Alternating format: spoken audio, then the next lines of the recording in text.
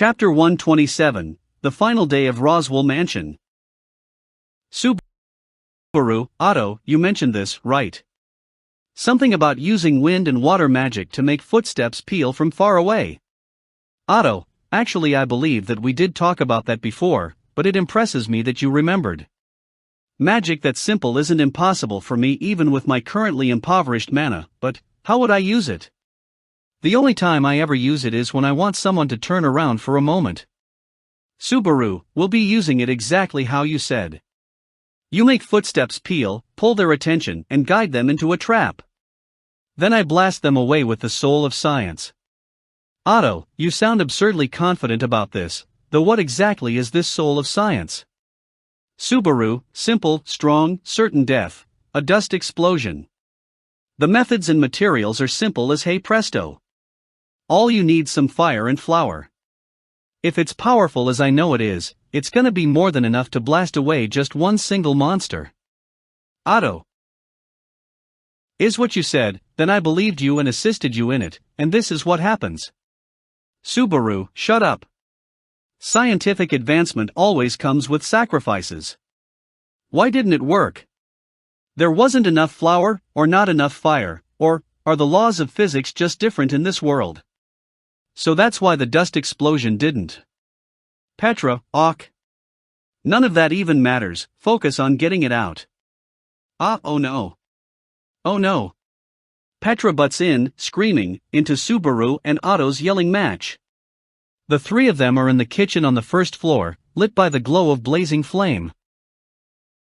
Because, Subaru, you use too much oil. How are we gonna put this out? It's spreading. Otto, do you think it's possible to shirk on oil when hunting such a ludicrously huge monster? And if we couldn't bring the flammables out and simply left them there, the results would be the same anyway. You are definitely paying the fees for this afterwards. Petra, just stop it, you guys. This isn't the time for this. We can't put it out. Run. Subaru, you sound like a middle schooler failing to recover from a mishap with fireworks. Says Subaru, exasperated, when he notices that the tablecloth in his hands has caught alight. The flames don't go out no matter how he bats at them, so he resignedly dumps the cloth into the fire.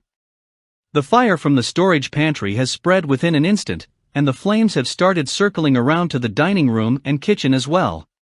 It feels like the spell stones they use for cooking will get caught in the blaze and explode at any second. Subaru, we sacrificed way too much for this.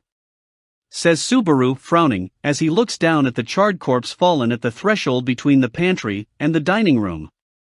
It's the beast that was blocking the door to the office on the third floor, which Otto lured downstairs with his sneaky magic, then got covered in the storeroom oil and burned to death. It had brains befitting its brawn and graciously triggered every single trap without suspecting a thing. Fortunately, it was seemingly susceptible to fire, falling into a panicked frenzy when it caught alight, and proceeded to burn up without doing anything else. Subaru did face a conundrum when his dust explosion failed, but Otto and Petra's backup plan of using oil led them to victory. For once you could say that Otto and Petra's failure to understand Subaru's lectures on the terror of dust explosions, and dim-witted insistence to lay down insurance, saved them. But if we're to mention problems that arose from it, then it'd be that the flames that killed the witch beast have, even after felling the beast, neglected to go out. The fire burns the walls of the mansion, burns the food inside the pantry, tongues of flame reaching to the legs of the dining room table. It reeks of smoke of a fatal and burning world. Subaru's vision begins to haze. In this land without fire brigades, they are lacking in enough water magicians to put out the fire. Subaru, I know that we needed to do this, considering how Garfield and Elsuri fighting and witch beasts are prowling around, but it's so big we'd have to reconstruct the building. Otto, this isn't the time to be discussing it, not Suki-san. We'll follow Frederica and escape. Swiftly, before the third-floor staircase stops existing. Petra, hurry. Hurry. It all feels unreal to Subaru as he watches flames engulf the familiar scenery, when Petra and Otto tug at his sleeve. Otto and Petra are the only people here except Subaru. Frederica and REM split up with them when they began their plans to trap the witch beast, and have also been tasked with judging when the beast moved away from the door, and then securing the hidden passage in the office. It did worry Subaru to entrust the task to REM and wounded Frederica, but thinking about pure combat ability, it's a sensible plan. Even when Frederica is unable to use an arm, she is far more than capable of defeating Subaru and Otto. Either way, they succeed in repelling the witch beast. While praying that their reading is correct and no other enemies are in the passage, Subaru's team burst out of the dining hall and sprint up the stairway, aiming for the top floor. Subaru, what do we do if Garfield dies in the fire? Otto, Garfield surely isn't so stupid, he'll be well. And it's possible for him to escape by charging through the witch beasts outside. Subaru is anxious about the fire's spread, and how it chips away the battlefield for Garfield. Otto's shouts are correct, but seriously, what if Petra, big sis Frederica? While Subaru broods, the three reach the third floor. Out of breath, Petra sights Frederica standing outside the office and waves to her. Frederica seems to perceive that the group's fight was successful, and instantly looks relived. Frederica, thank goodness, you're safe. It comforts me that nobody is missing. Otto, please excuse me, may I ask why you are saying this while staring at me? Do you mean that I seem probable to go missing? Please stop, I'm near to weeping. Subaru, yeah, just calm down. We'll put improving your reception aside as an issue for later, and for now think about how to deal with our current problems. Frederica, how's the passage? Frederica, it operated without any issue. And I have confirmed that the path itself is also safe, at least as far as the inner room. Incidentally, am I simply imagining the smell of something burning? Frederica narrows her eyes as she asks about the stench. Subaru grimaces, looks at Otto and Petra, and the two shake their heads. Subaru, well, we kinda made a couple mistakes, and the fire we used for defeating the monster got really huge. And so, Frederica, the mansion has begun to burn. I had not anticipated that the building would return to a state of complete normalcy, but now it shall burn down entirely. It's no comparison to our lives. Subaru, oh, you get it. Yup, it's an inevitable sacrifice. Frederica, I have little sentimental connection to this mansion. Instead, Ram's sentiment for the building is likely strong, so you would best prepare yourself for a scolding afterwards. Subaru, woof. Imagining the relentless and endless chastisement, Subaru suddenly feels trepidation for their reunion. But it's good that he can think about the future like this. Frederica smiles wryly at Subaru's attitude, and a relaxed atmosphere spreads across the scene. Subaru, now, we just imposed another time limit on ourselves, so let's get out of here quick. Frederica'll take the lead, then Petra, then Otto. If you hit a safe zone the second you're out of the passage, hard to tell what side of the barrier you'll be on, but either way follow Frederica's instructions. Best plan is to meet up with the villagers who fled with Patrash if you can. Calling an end to the jokes, Subaru quickly explains what their current direction is. Frederica and Otto's expressions tense as they nod in response. But Petra furrows her brows. She raises her little hand and calls, Petra, Subaru? Petra, isn't this kinda funny? It almost sounds like you're not coming with us. Subaru, it does. I'm sorry, but I'm not leaving with you. We're splitting up. Petra, why? Cries Petra in surprise. She reaches out and grabs his sleeve, her fingers shaking, trying to keep him from going. Petra, let's just run. The mansion's burning, and there's so many scary monsters. You can't beat them in a fight, can you, Subaru? So won't you run? Subaru, well, you're right, so I have no excuses there, but I'm not gonna fight. Though I guess in a sense, it is a battle. While happy for Petra's concern, Subaru gently unhooks her fingers. He sees the grief permeate her big, round eyes, paining his heart. Otto taps her shoulders from behind, taking care not to startle her. Otto, Petra-chan. Natsuki-san has something that he needs to do. Until he's done it, he cannot leave the mansion. Petra, but Subaru's weak. He's in danger. We should just leave you behind instead, Otto-san. Otto, you're not saying that because you believe in my strength at all, are you? Shaking her head, Petra looks up at Subaru with tears in her eyes. Subaru kneels down to get on Petra's eye level and pats her head. Subaru, I'm sorry, Petra. You and REM and Frederica will all escape the mansion safely. But that still isn't the entire rationale for why I came back to the mansion. There's still one more person I have to get out of here. Petra, Beatrice, Sama? Subaru, yes. Have you met her? Petra shakes her head. Petra started working here about 10 days ago. She has not caught sight of that shut-in girl, even once during her time living here. Beatrice is indeed a hardcore shut-in. Even though Subaru basically never left his room except to go to the bathroom either. Petra, is she really around? You aren't just thinking too hard and fooling yourself that she. Though she probably is not intending to, Petra begins doubting reality. Could it be that this person only exists inside your own head? Is what she's asking. Subaru, she's an absolute pain, lonely but a complete meddler, takes everything upon herself and answers questions all on her own and suffers for it, can't settle issues on her own so she wants someone else to end it for her. Petra says nothing. Subaru, I'd really rather not think that my imagination could come up with someone like this. If I'm gonna fantasize about anyone, it's gonna be a helper character who's with their fondness gauge at maximum. Beatrice would never once do a single thing that Subaru wanted, didn't know what either she or others desired, was trying to give up on thinking, and was the pinnacle of nuisancehood. And so Subaru needs to teach her. Subaru, you know, Petra. Beatrice is basically the same age as you.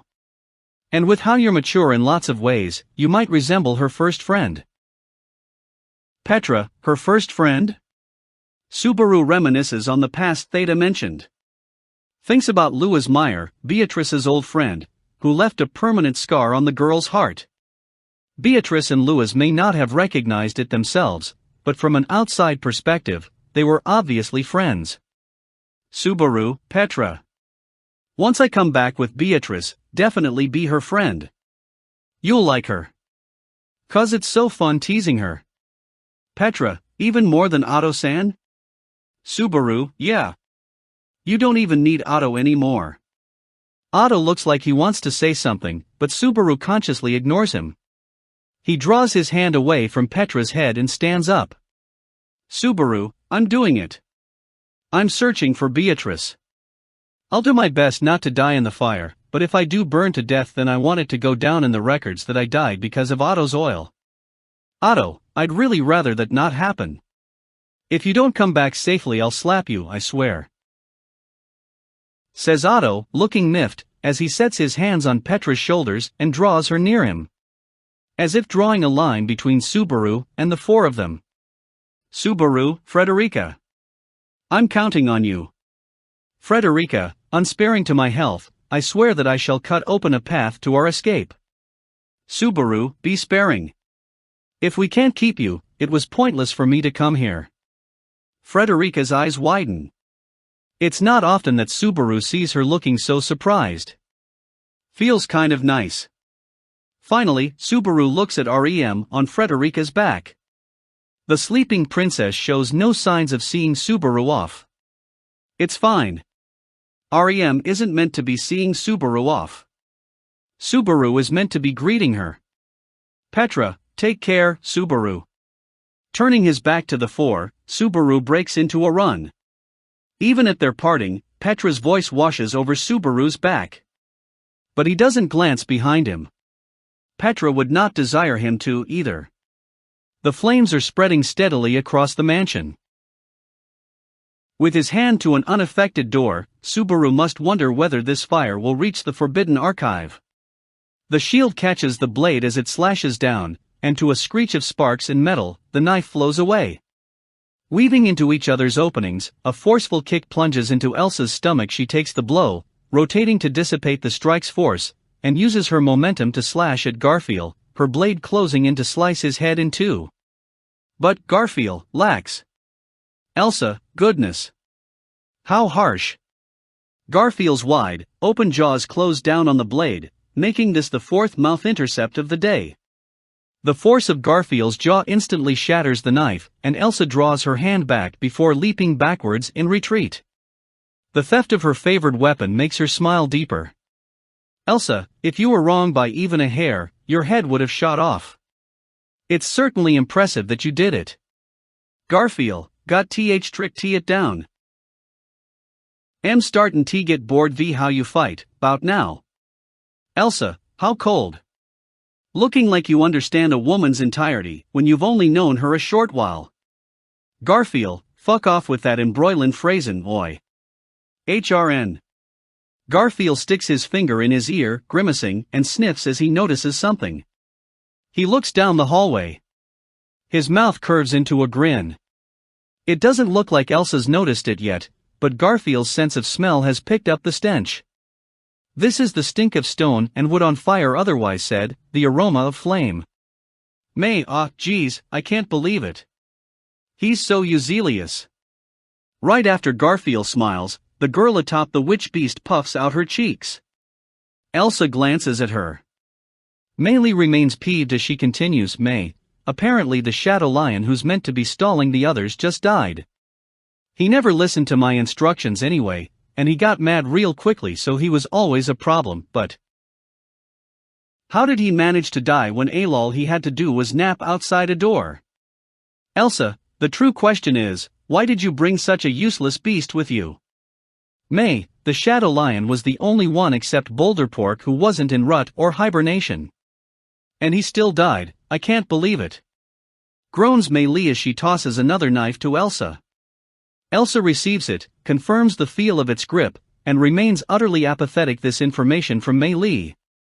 It doesn't look like Maylee cares at all about the dead witch beast either. The poor creature. Regardless. What he's overheard makes a wicked smile arise on Garfield's face. You scary-looking precious guy, you're making a real nasty face. Garfield, my mug's nastiness ain't a match fair captains. And anyway, ain't exactly what I told ya? Your sneaky plots ain't nothin' captain and his happy band v friends. Elsa, while yes, they have exceeded our expectations. Where does that leave them now? The slaughter of one useless witch beast doesn't change that we still have numbers. We continue to keep you, their pivotal combat force, pinned here, and nothing especially changes about their predicament. Garfield, yeah, you're right. Elsa holds her two knives loosely while Garfield crosses his arms. He sniffs again, thinks back on his fight with Elsa until now and decides. Garfield, it's about time fair things get movin'. Elsa, what do you Elsa? Garfield's statement makes Elsa raise her brows. But before she can finish her question, Maylee cries out. Garfield looks to find that the boulder swine's eyes have changed color, and the giant animal is so agitated that it's stomping around on the spot. Maylee calls out to the creature, getting it slowly back under control. But it seems like the witch beast has, just like Garfield, noticed the fire. Maylee pats the boulder swine to calm it down, then looks gravely at Elsa. Elsa, the building's burning. Somebody set it on fire. Elsa, Garfield, hell re you sayin' with that somebody? Was obviously captain. Makes sense, and good that it's so upfront. Witch beasts re beasts. If you're gonna drive away make a path, quickest ways scare with fire. But then he came to the mansion to save the people inside, only to burn it down in his escape. The decisiveness of Subaru's action stuns Maylee speechless. Elsa also looks to be having trouble consolidating this information, perhaps because it doesn't fit with her image of Subaru. But Garfield's heart remains horribly calm in contrast to their surprise. Naturally, Subaru had not told Garfield beforehand that he would go this far. Garfield did believe Subaru someone who took daring actions, but not even he expected that he'd burn down the mansion. Which makes Garfield feel comfortable as someone who decided to enter under Subaru's tutelage. And most importantly, the fact that this situation has been arranged lights a spark in Garfield. Garfield, mansion's burning. Outside's a horde of witch beasts. Elsa? Garfield, got people we gotta save, and adversaries we gotta stall. Only guy who can fights me, and captain told me he's leavin' this up to me. May, what are you suddenly going on about, mister? Garfield, it's goddamn obvious. Elsa tilts her head. Maylee looks like she's observing something creepy. Garfield clicks his fangs, feeling refreshed. His body is light. Nothing scares him anymore. Garfield, with all these conditions in place, what fucking man out there ain't gonna get fired up? Goddamn going for it. S.A. facing the dragon, Sword Saint Reed laughs and draws blade. Elsa, you recognize that saying means someone abnormal and insane? Garfield, why bet I know. And? You're saying there's something wrong 'bout my amazing self and you bein' here? Garfield affirms his own stupidity with a refreshing breed of momentum, leading Elsa to stare in utter astonishment. But only for a moment. She immediately grins, licking her lips as her eyes soften beautifully. Elsa, you are correct. You are sincerely correct. You've stated it perfectly. Agreeing with him, Elsa points the knives she wields at Garfield. She crosses her blades, her long, black hair dancing as she tilts her head. Elsa, but would you mind if we had a change in attitude? I doubt that you are suddenly going to grow any stronger, and also suspect that you recognize this, after clashing with my constitution numerous times. About may leave me as the more wounded party, but the confrontation still remains unproductive. Garfield, you're right. About 10 minutes have passed since Garfield and Elsa started fighting. Steel has already met steel over 100 times, each competing viciously with the other. Garfield holds the slight advantage in terms of combat ability. He narrowly surpasses Elsa in brute strength, in speed, and in his techniques, never once conceding predominance. But Elsa can heal her wounds in mere seconds and happily accepts injury without feeling pained in the slightest, never once hesitating in either her offense or defense. And while getting into wounds, it's worth mentioning that Garfield is also wounded. He also needs time to heal himself, while Elsa does not. He is inferior to Elsa in terms of stamina. Should the fight turn into an endless cycle of bouts, then her blades will soon catch Garfield. However, Garfield, 5, no, maybe 6. How many times my amazing self beat you in? Elsa, yes, you may be correct. And? Landing a direct hit with a kick, smashing her into the wall with his shield, grabbing her by the leg and slamming her headfirst to the floor. Garfield has landed many fatal strikes on Elsa. The injury healed every time, and he truly was not achieving anything, but Garfield, I was anticipating 4 5 times at best. Elsa, Garfield, vampires ain't immortal. You pile enough killin' blows on 'em. And eventually they're gonna run out of life. That's what I'm gonna be doing to you for this mansion's all burned down. Garfield takes his stance, legs apart, as he laughs ferociously with his fangs on full display. Elsa hears him in silence, the smile vanishing from her face. She fiddles with the end of her braid before giving a quiet sigh. Elsa, May Lee. Give me it, and you pursue them. May, Elsa, are you serious? Elsa, when given rationale to do it, failure to do it is discourtesy to the opponent. My only regret is that I may not be able to extract your guts cleanly. Replies Elsa with her eyes closed. Mei Li does not question further. She drops the knife holder she has been championing to the ground, and draws a different holder, one containing merely 2 knives, and throws it to Elsa. Garfield, hum? Garfield hums cheerfully as he watches Elsa draw the knives from the holder.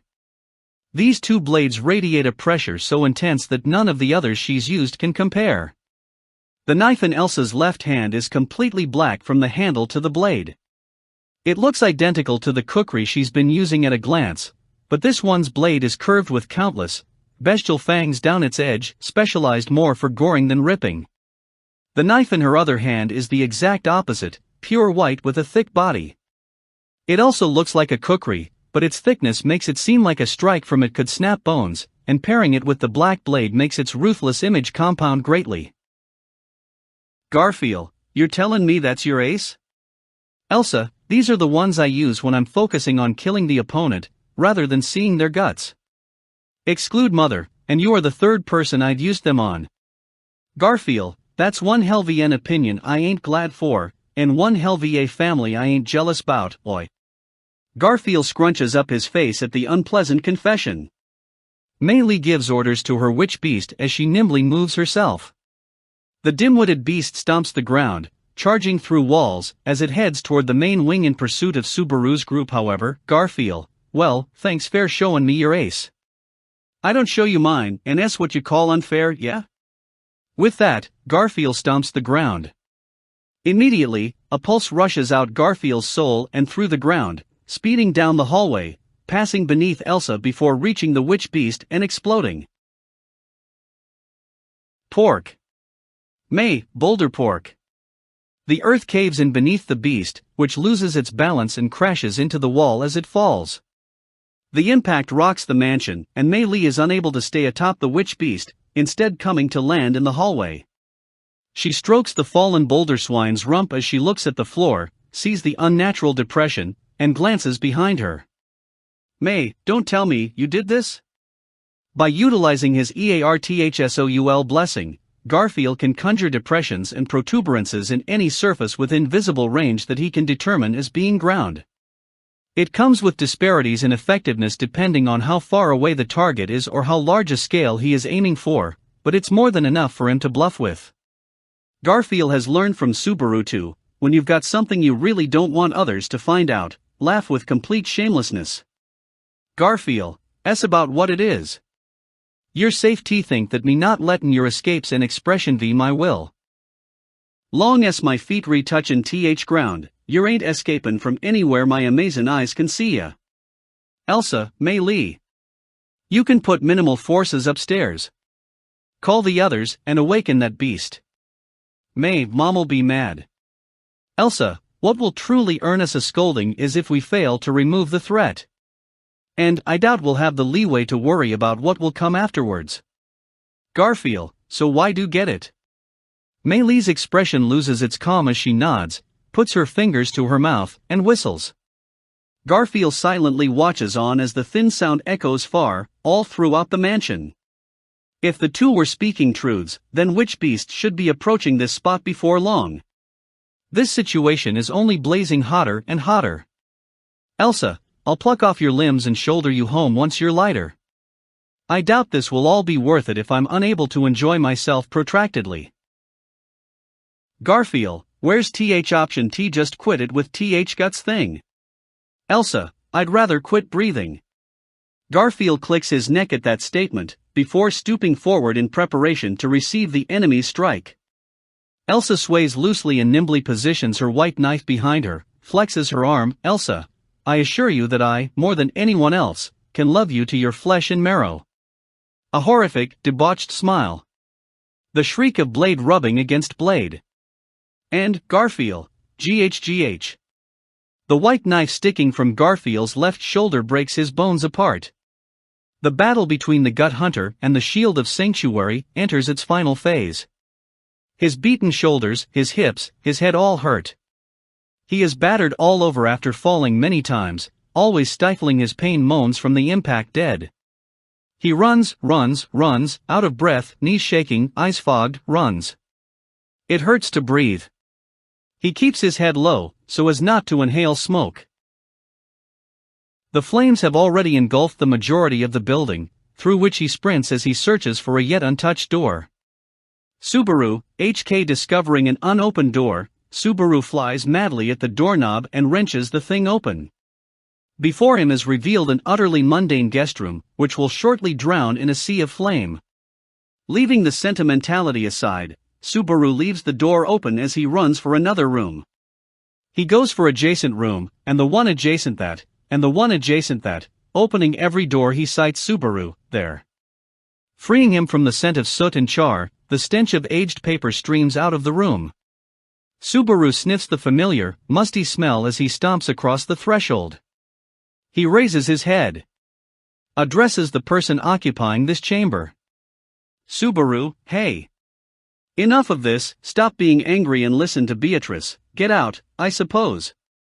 An invisible shockwave comes racing at him, threatening to blast him away.